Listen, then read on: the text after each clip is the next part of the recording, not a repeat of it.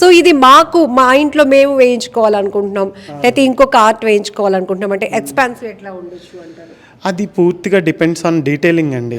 ఇప్పుడు మనము ఇచ్చిన డబ్బులు బట్టి, ఇప్పుడు నాతో టీం పనిచేస్తారండి, ఒక ముగ్గురు నలుగురు ఉంటారు, వాళ్ళకి నేను పే చేసుకోవాలి, ప్లస్ నా ఎక్స్పెన్సెస్ నేను భరించుకోవాలి.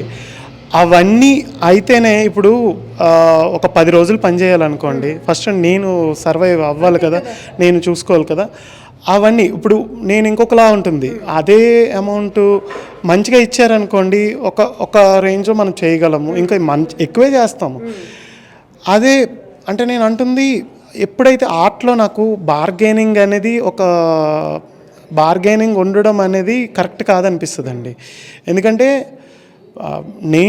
నాకు తెలిసి నాకు రోజులు ఎన్ని పడతాయి, ఎంతమంది మనుషులు పడతారు, ఎంత టైం పడుతుంది, ఎంత డీటెయిలింగ్ ఇవ్వాలి, ఎంత నేను నా స్కిల్ డెవలప్ అంటే ఈ వర్క్లో నేను ఎఫర్ట్ పెట్టాలి, అన్నీ చూసుకొని నేను చెప్తానండి.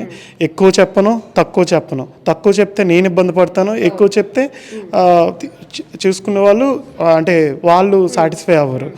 కానీ ఇది నాట్ ప్రింట్ తీసి జస్ట్ ఒక గోడ పైన అంటించేది ఒక రోజు 2 రోజులు పని కాదు కదండి, చేత్తో చేయాల్సిన పని.